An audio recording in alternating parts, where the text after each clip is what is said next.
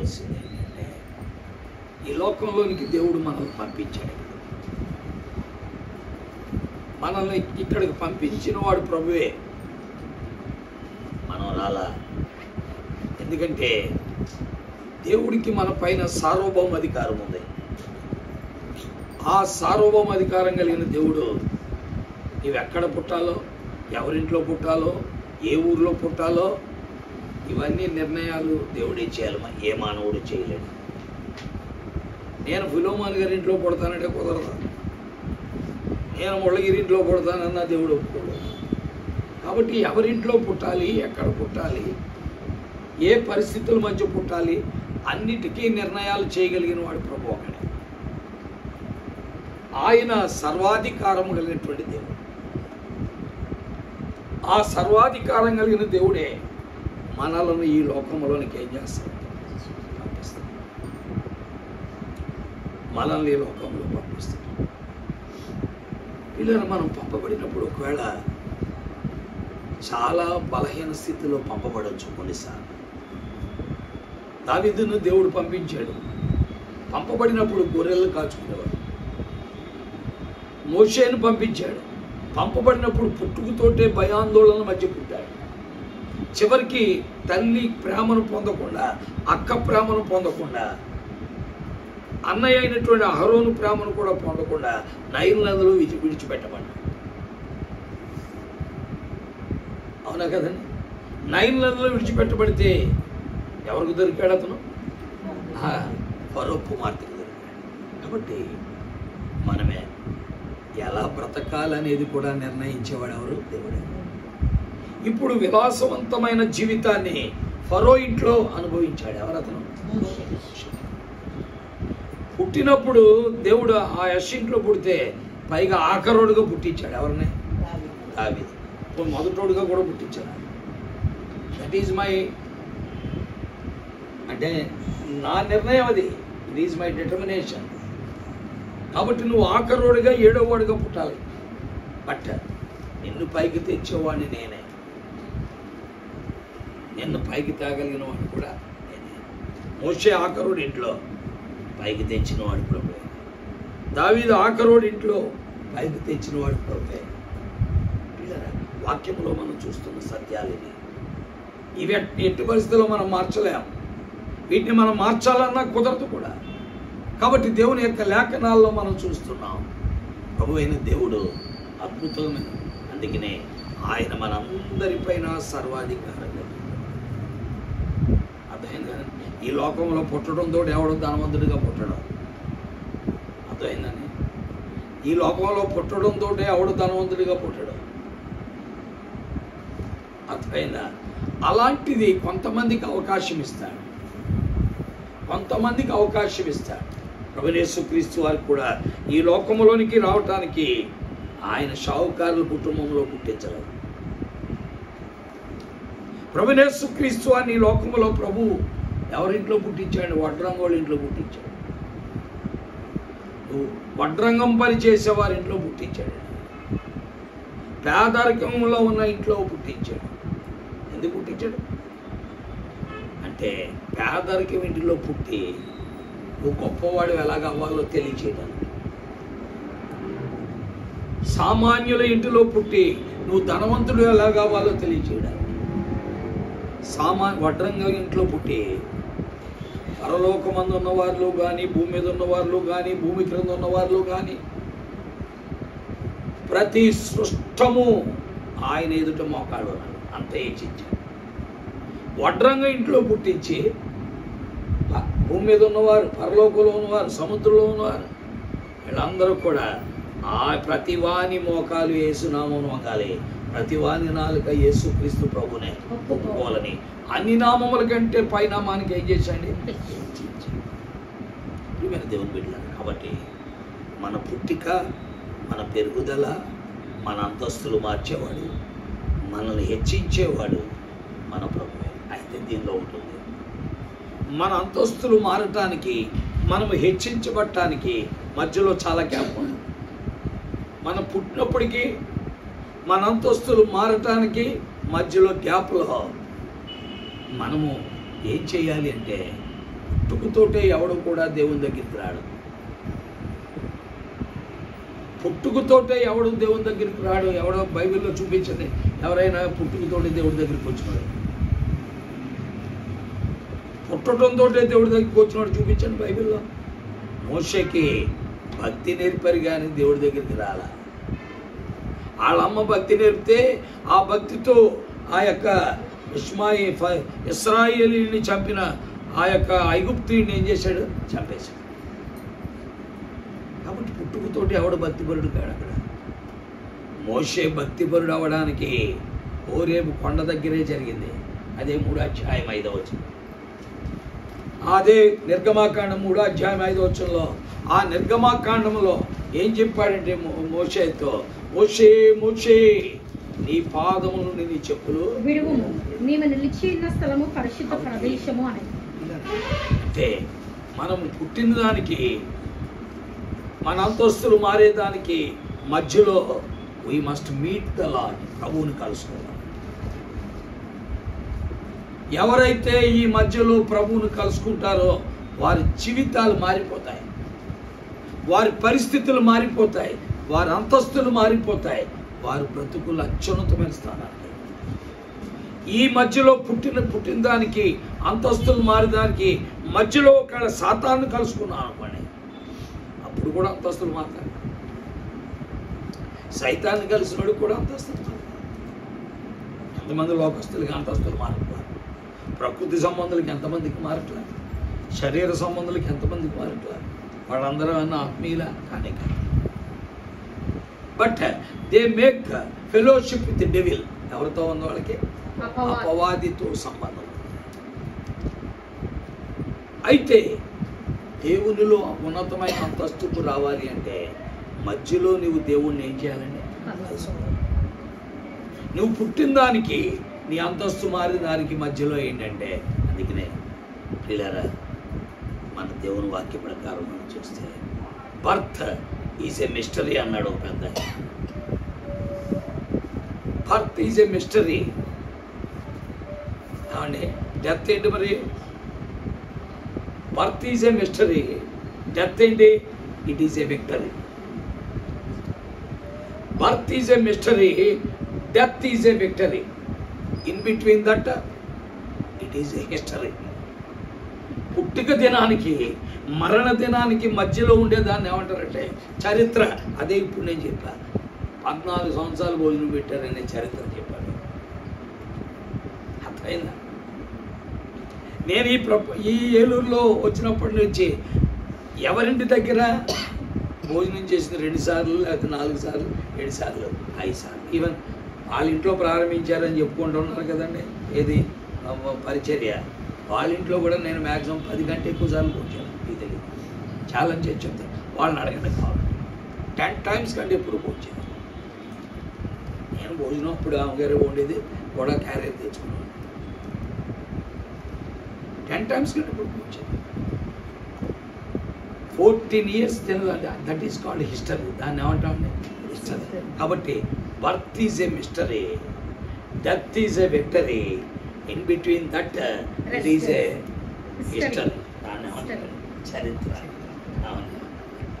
వెంకట కూడా మంచి చదువు అంటే బాగా ఇంట్రెస్ట్ ఉన్నాడు. వెనకాల పిల్లలు బాగా చదువు. ఇప్పటికి పరీక్షలు రాకుండా ఎక్కడ అంటే డిగ్రీలు కంప్లీట్ చేయాలని చేస్తాం పిల్లరా. కాబట్టి మన యొక్క జీవితంలో గుర్తించాల్సిన సత్యం ఏంటంటే, ప్రభువు మనల్ని ఈ లోకంలోకి పంపించినప్పుడు బహుశా మనం చాలా సామాన్యులుగా వచ్చున్నాం. నేను వచ్చినప్పుడు, నేను పుట్టినప్పుడు నేను మా ఇంట్లో 3వ వాడిని. నేను అనుకోలేదు ఎప్పుడు నేను ఇలాగా నేను ఎంఎస్సి చదువుతాను. ఎంఎస్సి అయిపోయిన తర్వాత పలానా దగ్గర పనిచేస్తాను. పలానా దగ్గర పనిచేసిన తర్వాత చాలామంది యవనస్తుల్ని ఆ బుల్ఫాల్లో, ఐర్హాల్లో నేను డివోషన్స్ తీసుకుని ఆ యవనస్తులందరూ నాకు కూడా స్వార్థలు తిప్పుకుంటాను. వాళ్ళ ద్వారా నా ద్వారా వాళ్ళు మేలు పొందుతారు. Never I expect. ఇదంతా కూడా ఏంటంటే దైవ సంకల్పం. ఇదంతా ఏంటంటే దైవ సంకల్పం, దేవుని యొక్క నిర్ణయం, దేవుని యొక్క చిత్తం. అంతేకాదు నేను ఇన్ని పనులు చేస్తానని కూడా నేను ఎప్పుడూ ఊహించలేదు. ఏమైనా దేవుడు పెట్టారా? ఇవన్నీ కూడా దేవుడు మనతో ఉండి చేయించేటువంటివి. కాబట్టి మన పుట్టిక, మనం ఎక్కడ పుట్టాలి, ఎలా పుట్టాలి, ఎన్నో వాడిగా పుట్టాలి, ఎవరి మధ్యలో పుట్టాలి, ఏ తల్లిదండ్రులు పుట్టాలి, ఇవన్నీ కూడా నిర్ణయాలు దేవుడివే, మనమే కాదు. అంతేకాదు పుట్టిన తరువాత మనము ఎదిగే కొలది, మన అంతస్తులు మారే కొలది మధ్యలో మనం ఏం చేయాలంటే దేవుణ్ణి కలుసుకోవాలి. దేవుణ్ణి కలుసుకున్నంత మాత్రానే మనం పెద్దవాళ్ళం కాలేము.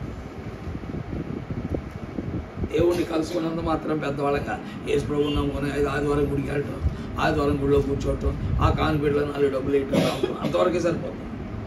దేవుణ్ణి కలుసుకున్న తర్వాత the more we obedient to the word of God, the more we obedient to the Spirit of God, the more we obedient to the commandment of God, మన జీవితం ఆత్మీయంగా మారిపోతుంది. లోకానుసారంగా కాకుండా దేవుడి కొరకే బ్రతకాలి అనేటువంటిది మారిపోతుంది. చాలామంది జీవితంలో దేవుణ్ణి ఎరిగిన తర్వాత దేవుని కొరకే బ్రతకాలనేది మారేది కొంతమందికే, లోకంలో బ్రతకాలని మారేది మరికొంతమంది. అందుకే మధ్యలో ప్రభువుని కలుసుకున్న తర్వాత దేవుడి కొరకు మారిన వాడే డేవిడ్, దేవుడి కొరకు మారిన వాడే మోజెస్. చూసుకోండి బైబిల్లో నేను చెప్పేది తప్పైతే. ప్రభువుని కలుసుకున్నాడు, he became a man of God. ఎవరతను? అతడు నా హృదయానుసారుడు, నా ఉద్దేశాలన్నీ ఎంతమంది చేయగలరా? దేవుణ్ణి కలుసుకుంటారు కానీ దేవుని హృదయానుసారులుగా ఉండగలరా? ఆయన ఉద్దేశాలు నెరవేర్చగలరా? ఆయన ఆలోచనలు నెరవేర్చగలరా? No, they don't do that. చేయలేరు. అవి ఆయన ఉద్దేశాలు నెరవేర్చలేని వారిని మనం బైబిల్లో చూస్తాం. అహరోను నెరవేర్చలేకపోయాడు. అందుకని అహరోను అన్నాడు, నేను నీకు ఇంకా అవకాశం, కాబట్టి నీవు పిస్కా కొండ, నెబో కొండతోటే నీ జీవితం ఎండ, నీ తర్వాత ఎలియాజరు అయిపోవాలి. ఎందుకంటే నీవు 32 అధ్యాయంలో నందిని చేశావు, ఎద్దును దూడం చేశావు, ప్రజల మాటలు విని చేశావు. నువ్వు ఎండగా గొడుగు పట్టే వ్యక్తువు. నువ్వు నేను ముఖ్యమా, నీకు ప్రజలు ముఖ్యమా? నా మాటని వినాలి, కానీ నువ్వు ప్రజల మాట విని బంగారం తీసుకురమ్మన్నా వాళ్ళు బంగారం తీసుకొచ్చి అగ్గిలో ఎత్తే దూడ తయారైంది. దీని అంతటి కారణం నీవే. కాబట్టి అండి అప్పటి నుండి అతన్ని రిజెక్ట్ చేసి ఎలియాజర్ను యాజకుడిగా పెట్టాడు.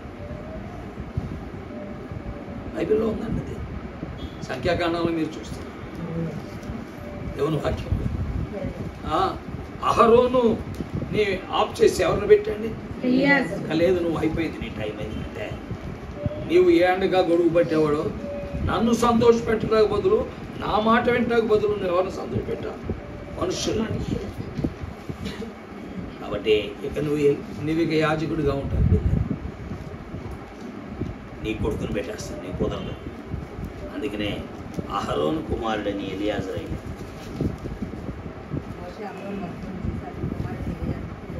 అది కాబట్టి దేవుణ్ణి ఎరిగిన తరువాత, అంటే ఈ పుట్టుకకు మనం ఎదిగిపోయిన స్థితికి మధ్యలో మనం ఏం చేయాలంటే దేవునికే లోబడుతూ ఉండాలి, దేవుని వాక్యానికే లోబడుతూ ఉండాలి, దేవునికే మనల్ని మనం ఏం చేస్తూ ఉండాలి? అప్పగించుకుంటూ. అప్పుడు మనము ఆయన చేతిలో ఉంటాం. ఇక్కడ దేవునికి లోబడకుండా మన ఇష్టానుసారమైన తలంపులతో, మన ఇష్టానుసారమైన ఆలోచనలతో మనం దేవుడి పైకి తెచ్చేసాడు. కాబట్టి మనకున్న డబ్బుతో, ఆస్తితో, అంతస్తుతో మన సొంత నిర్ణయాలు చేసుకుంటూ అడిగిలేసుకుంటూ వెళ్ళాం అనుకోండి, మనం ప్రభు బిడ్డలుగానే ఉంటాం కానీ దేవునికి ఉపయోగపడని వారికి. కాబట్టి దావీదు ప్రభువుకు ఉపయోగపడేవాడిగా మారాడు, మోషే ప్రభువుకు ఉపయోగపడేవాడిగా మారాడు. ప్రియమైన దేవుని వాక్యం ఎటువంటి వాక్యంలో ఉన్న సత్యాలని నేను బైబిల్ మొత్తం ఆది కాండం మొదలు ప్రకటన దాకా యోచించి ఈ రోజున మీకు వాక్యం చెప్తాను. ఇదంతా వాక్యంలో ఉందో లేదో మీరు చూసుకోండి. ఈ మధ్యలో కనుక పతనం అయ్యామనుకోండి, ఇక దేవుడితో మనకి ఎండింగ్ బాగోదు. అందుకనే ఒక పెద్ద వ్యక్తి ఏమనంటే ఎండ్ వెల్ అన్నాడు. అంతం ఎలా ఉండాలి? మంచిగా ఉండాలి. End well. అందుకనే ప్రారంభం బాగుంది, అందుకనే కార్యారంభము కంటే కార్యాంతము మేలు. కార్యారంభము కంటే కార్యాంతము మేలు. మనం పుట్టినప్పటికంటే మనం ఈ లోకాన్ని విడవక ముందు దేవునితో మనకు ఉండేటువంటి ఐక్యత గొప్పగా ఉండాలి. అర్థమైందా? అది లేదు కొంతమందికి. వాక్యాల మనకి కొంతమందికి లేదు. సొలొమోను మరి తీసుకున్న ఫర్ ఎగ్జాంపుల్, పుట్టినప్పుడు బాగున్నాడు, ఎండ ఎలా ఉందంటే చాలా దుర్బలంగా ఉంది. రెహబాము పుట్టినప్పుడు బాగున్నాడు, ఎండ చాలా దుర్బలంగా ఉంది. అయితే దేవుని వాక్య ప్రకారం మనం చూస్తుంటే దావీదు అలాగా మధ్యలో కొన్ని ఎఫెక్ట్స్ ఉన్నా మారిపోయాడు, మధ్యలో కొన్ని పొరపాట్లు చేశాడు, అయితే క్షమాపణ కోరాడు. ఇక మరలా దాని జోలికి వెళ్ళ ప్రభు దగ్గరికి. కాబట్టి ప్రియులారా, మనం పుట్టినప్పటికీ మన అంతస్తులు పెరిగే కొలది మధ్యలో నువ్వు ప్రభువుని విడిచిపెట్టకుండా ఆయన హత్తుకుంటే you will be useful to God. Otherwise you are not useful to God, you will be useful to world. ప్రపంచానికి నువ్వు ఉపయోగపడతావు, దేవుడికి ఉపయోగపడతావు. అందుకనే చాలామంది జీవితాల్లో బైబిల్లో మనం చూస్తుంటే దేవుడికి ఉపయోగపడిన వాడు దావీదు, మోషే ఇలాంటి, యెహోషువ ఇలాంటి వారిని చూస్తాం. ఉపయోగపడని వారిని బైబిల్లో కూడా.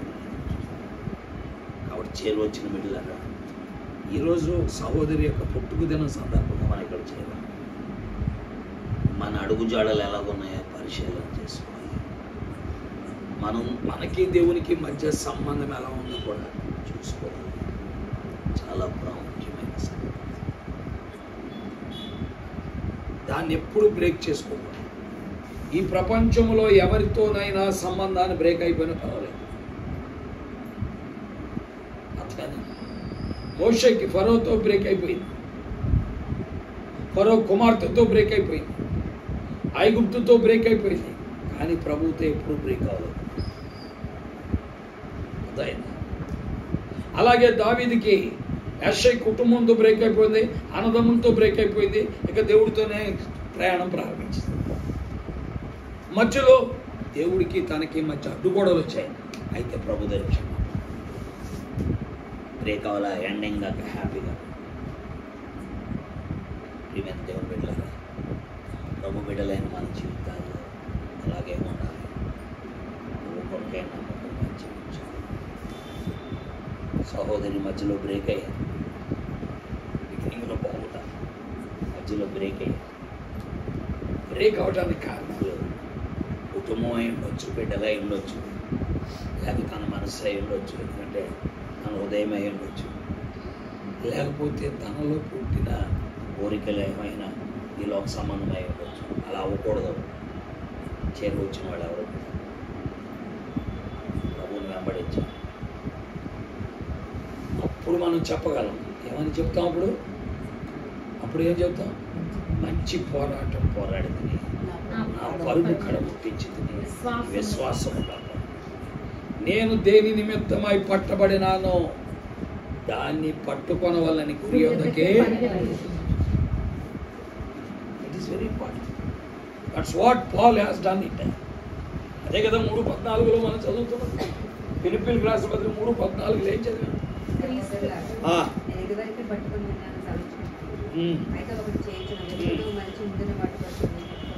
అవునమ్మా,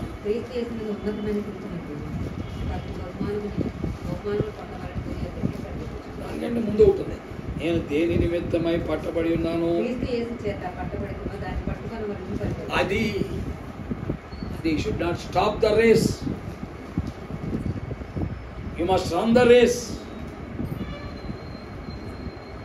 పరుగు పరిగెడుతూనే ఉండాలి, స్టాప్ చేయడానికి. ఏ కారణాన్ని బట్టి కూడా స్టాప్ చేయడానికి. అడ్లు ఉంటాయి, ఆటంకాలు ఉంటాయి, ఇబ్బందులు ఉంటాయి, అనారోగ్యతలు ఉంటాయి, సమస్యలు ఉంటాయి. ఇప్పుడు ఒకవేళ బెడ్రీడ్ అయిపోతే మనం ఇంకా ప్రభు దగ్గరికి రాగలం? ఆరోగ్యం ఉన్నప్పుడే రావాలి, బలం ఉన్నప్పుడే రావాలి. బెడ్ రిడెన్ అయిపోతే నువ్వు రాగలవా? పాసిబుల్. కాబట్టి అండి మన పరుగు ఎప్పుడు కూడా ఆగకూడదు. అయితే ఈ రోజుల్లో విశ్వాసులు ఎలా ఉన్నారంటే వాళ్ళు అవసరతల కొరకు ప్రభు కొరకు పరిగెడుతున్నారు. అవసరం తీరిపోయిందో ఆగిపోతున్నారు. పెళ్ళిళ్ళ దగ్గరకు వచ్చానుకోండి స్పీడ్గా ఉంటారు. ఆ పెళ్ళిళ్ళు అయిపోయిన తర్వాత ఆగిపోతారు. ఆడ పిల్ల పుట్టిందనుకో, పెళ్ళి అయిన తర్వాత పిల్ల గర్భిణి అయిందనుకో స్పీడ్గా ఉంటారు. ప్రసవించిన వెంటనే మళ్ళీ స్టాప్. వాళ్ళు పిల్లకి వాంతులు అవుతున్నారు, అప్పుడు మళ్ళీ స్పీడ్. ఆ తర్వాత మళ్ళీ ఇవన్నీ ఎంతోమంది 40 ఏళ్ళగా చూశాయండి. 40 ఏళ్ళకి ఇలాంటి ఎన్నో చూశాను. అందుకనే నేను ఏంటంటే నా వర్తమానం మారదు, ఎప్పుడు ఒక రకంగా ఉంటుంది. కాబట్టి ఈ రోజున మరి దేవుడు మరొక సంవత్సరం దయా కిరీటం ఇచ్చారండి. ఒకసారి మన పరుగు ఎక్కడ ఆగిపోయిందో, ఇక్కడ మనం ప్రభు కొరకు ఎక్కడ నడవలేకపోయింది. ఒకసారి ప్రభు దగ్గరికి వెళ్ళి క్షమాపణ కోరి నన్ను మరలా నూతనపరచు, బలపరచు, నీ కొరకు నడుస్తాను అని మనం కనుక తీర్మానం చేస్తే బలపరిచేవాడు ఎవరండి? ప్రభువే బలపరుస్తాడు. అలా పరిగెత్తున్నాడు. దావీదు కూడా పరిగాగిపోయింది మధ్యలో. ప్రభువా సమ్మతి గల మనస్సు నాకు కలిగించు, నీ రక్షణానందం నాలో మరలా పుట్టించు, నీ శుద్ధాత్మను నా ఎదురుండి తీసివేయి. 51 చెప్తున్నది. పరుగు నానా రకాలుగా ఆగిపోవచ్చు. పతనము ద్వారా ఆగవచ్చు, అనారోగ్యం ద్వారా ఆగవచ్చు, కుటుంబ పరిస్థితి ద్వారా ఆగవచ్చు, ఆర్థిక పరిస్థితి ద్వారా ఆగవచ్చు, కుటుంబ సమస్యల ద్వారా ఆగవచ్చు. దావీదుకి ఆగిపోయింది ఎక్కడంటే పతనము ద్వారా ఆగింది. ఎక్కడ ఆగిందండి? పతనములో ఆగింది. అందుకనే రోజున చర్చలో ఈ పాట ఎక్కువగా పాడు. ఏం పాట అంటే ఆ మటుకు నేను పాడేవాడు మార్చుకోండి. నేను అప్పుడు ప్రభు నాకు, కానీ ఈ పాటలన్నీ నాకు వచ్చు. ఏ పాట? దాని ముందు నీ సన్నిధానములో నుండి నన్ను త్రోసి వేయకుము, నీ శుద్ధాత్మను నాయో నుండి తీసివేయకు,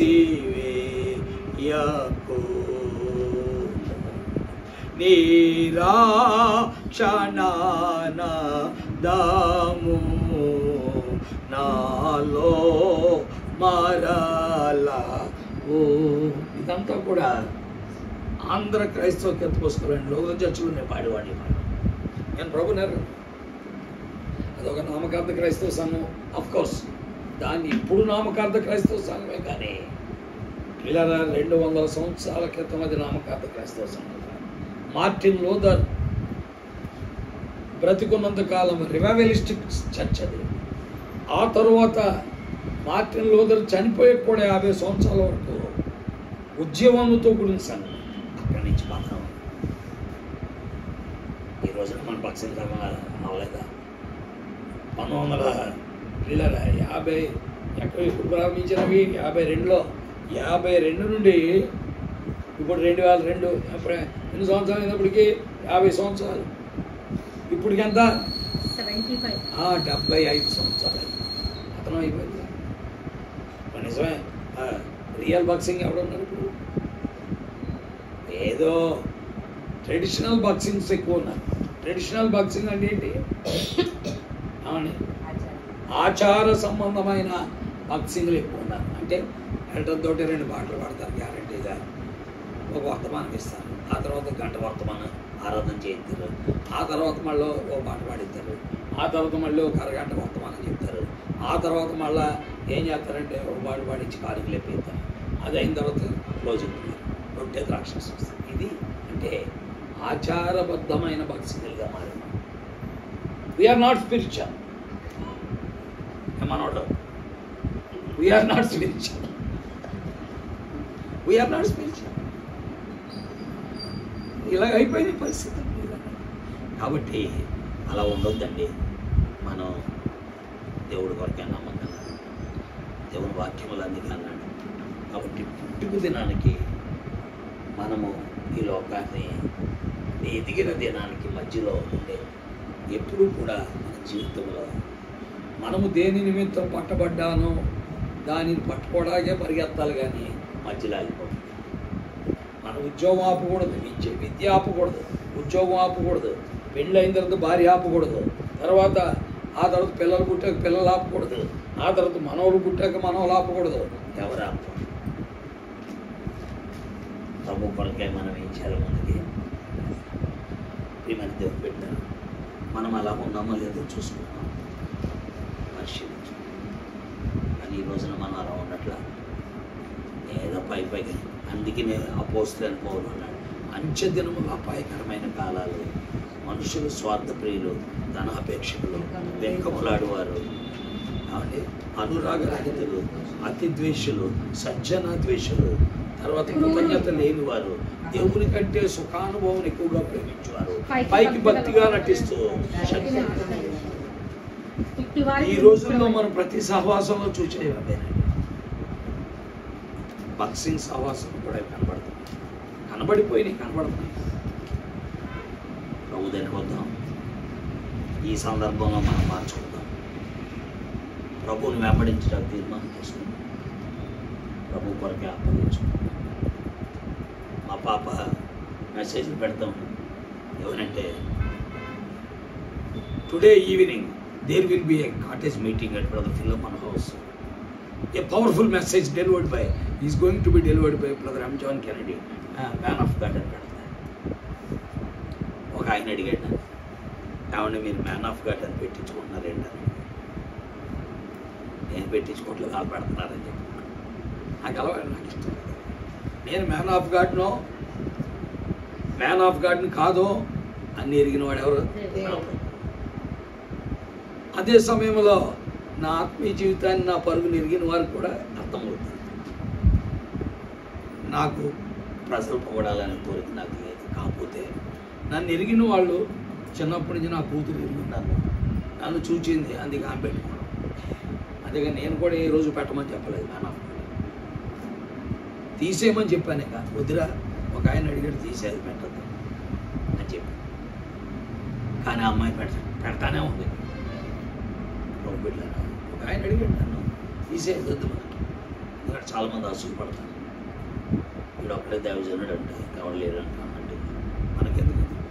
మనం దైవజనులు కాదు, దేవుడిని ఎరిగిన వారు కాదు, దేవుని కొరకు బ్రతికిన వారు కదా, అన్ని ఎరిగిన వాడు మన ప్రభువు. కాబట్టి అతను క్వశ్చన్ చేసేంతగా మనం ఎందుకున్నాం ఒక వ్యక్తి. కాబట్టి ప్రభు వీళ్ళని మన జీవితాల్లో ఇది గ్రహిద్దాం. అనేక మంది దైవజనుల యొక్క జీవితాలు మనం చూచాం.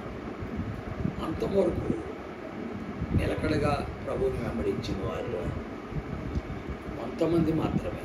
వారిలో మోషే ఒకడు, తర్వాత దావీదు, ఆ తర్వాత కొత్త నిబంధనల పౌలు. వాళ్ళు ఎక్కడ పుట్టారు, పౌలు ఎక్కడ పుట్టాడో కూడా తెలియదు. పౌలు ఏమంటాడంటే ప్రతిసారి తార్సు వాడిని ఆయన పౌలు అంటాడు. అందుకని పౌలుకి 3 చోట్ల సిటిజన్షిప్ ఉంది. He has Roman citizenship, Jewish citizenship, and తార్సులో కూడా, తార్స్ అంటే ఎక్కడది? సిరియా, అక్కడ కూడా సిటిజన్షిప్. 3 చోట్ల పౌరత్వం కలిగిన వాడు ఎవరంటే పౌలు. అంటే సిరియాలో ఉన్న ఎవడ అడగడం, రోమ్ పౌరత్వం కలిగిన వాడు, యోధా పౌరత్వం. అయితే అన్నిటికంటే ముఖ్యం ప్రభు కొరకే. కాబట్టి చేరువచ్చిన పెట్టారు ఈ సాయంకాలం. మరి బ్రదర్ గారు ఇచ్చిన పర్మిషన్ కొరకు ఆయనకి ఎంతో కృతజ్ఞతలు. అందుకని మొండగిరికి చెప్పాను, సహోదరుని అడుగు, ఆయన పెట్టమంటే పెడదాం కదా మానేద్దాం అన్నాను. ముళ్ళగిరికి ఆయనేం ఫోన్ చేయట్లేదు నాకు, ఎందుకంటే నేను జగన్నాథపురం వెళ్ళిపోతాను ఈ సాయంకాలం ప్లానింగ్. ముళ్ళగిరికి నేనే ఫోన్ చేశాను తాతయ్యకి. చేస్తే అప్పుడు తాతయ్య చెప్పారు, ఏమని చెప్పారండి, పెట్టమన్నారండి. కానీ భోజనం వద్దన్నాడు. కానీ మళ్ళీ మా ఆయన ఫోన్ చేసిన బ్రదర్, మీరు 2000 3000 పెట్టి స్వీట్ హాట్ ఇచ్చే బదులు భోజనాలు పెడితే మంచిదా అంగీకరించారు. కాబట్టి భూమి వచ్చిన వాళ్ళందరికీ కూడా భోజనాలు ఉన్నాయి. కాకపోతే పెయ్యల రాయప్ప గారి భోజనాలు కాదు, కెనడీ గారి భోజనాలు. పెయ్యల రాయప్ప గారి భోజనాలు అయితే ముక్క చెక్క ముక్క కక్క. కెనడీ గారి భోజనాలు అయితే ఉత్తమకాయ. కాబట్టి దయచేసి ఫోన్ చేసి వెళ్ళాలని మనం చేస్తాం. ప్రార్థన చేస్తాం. ఈ సమయంలో సహోదరి మెరీనా గారు ప్రార్థన చేస్తారు. ఆ తర్వాత కనకరత్నం గారు కూడా ప్రార్థిస్తారు. చేసిన తర్వాత ముగిస్తాం. నేను ప్రార్థన చేసి ముగించేస్తాను.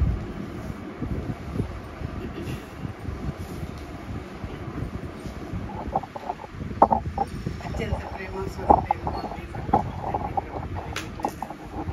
ప్రేమించి వెదకి రక్షించుకుని తండ్రి మరి 29 సహోదరి కృపాఫిలో తన పుట్టినరోజు సందర్భంలో మేమందరము మరి గృహంలో కూడి తండ్రి ప్రభావైనా నీ ఘనమైన నామమును ప్రభావైనా స్తుతించడానికి తండ్రి మీరు మాకు ఇచ్చిన ఆధిక్యతను బట్టి మీకు ఎంతగానో వందనములు స్తుతులు స్తోత్రములు చెల్లిస్తున్నాం తండ్రి ప్రభా. ఎన్నిక లేని మమ్మల్ని ప్రభా మీరు ప్రేమించి మేమందరం కూడా తండ్రి మరి నిజమైన దేవుడు, జీవం గల దేవుడు, సర్వశక్తి గల దేవుడు అని నిన్ను ఎరిగి నీ కృపలో తండ్రి ఈ విధంగా ముందుకు సాగిపోయేదండి మాకు తనకి మరి ఎంటైర్ ఫ్యామిలీకి మీరు ఇచ్చిన ఆధిక్యతను బట్టి కూడా నీకు ఎంతగానో వందనములు స్తుతులు స్తోత్రములు చెల్లిస్తున్నాం తండ్రి.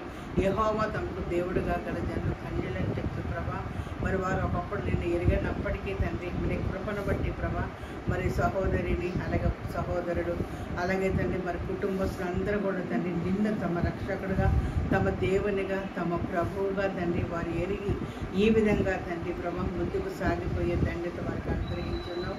వారితో మాతో వారికి మీరు ఇచ్చిన సహవాసమును బట్టి కూడా నీకు వేలాది వేల వందనములు స్తుతులు స్తోత్రములు చెల్లిస్తున్నాం తండ్రి ప్రభా. మరి ఈ సమయంలో తండ్రి మరి సహోదరికి ఇంకా మీరు సంపూర్ణమైన స్వస్థత పరిపూర్ణమైన ఆరోగ్యం మీరే అనుగ్రహించారు. తనకిచ్చిన కుమార్తెను బట్టి అల్లుడిని బట్టి వారికి ఇచ్చిన ఇద్దరు బిడ్డలను బట్టి కూడా మరి ఆ పాపకి మధ్యలో మీరు సేఫ్ డెలివరీ ఇచ్చి ప్రభా ఇచ్చిన మగబిడ్డను బట్టి అంతకుముందు ఇచ్చిన ఆడబిడ్డను బట్టి కూడా నీకు వందనములు స్తోత్రం చేస్తూ అలాగే మరి కుమారుడు మరి టెక్సస్లో ఉంటుంది తండ్రి మరి బిడ్డ కూడా రేపు 10th రాబోతూ వందనములు స్తోత్రం చెల్లిస్తున్నాం. నిన్ను ఎరిగిన తర్వాత కూడా ప్రభువైనా మరి కుటుంబాన్ని మీరు ఎంతగానో తండ్రి ఆత్మీయముగా భౌతికముగా కూడా తండ్రి మీరు ఆశీర్వదించిన విధానాన్ని బట్టి తండ్రి ఇంకా వారి ఇరుపక్షాల మరి తండ్రి వారి బంధువులు కూడా తండ్రి అనేక మందులు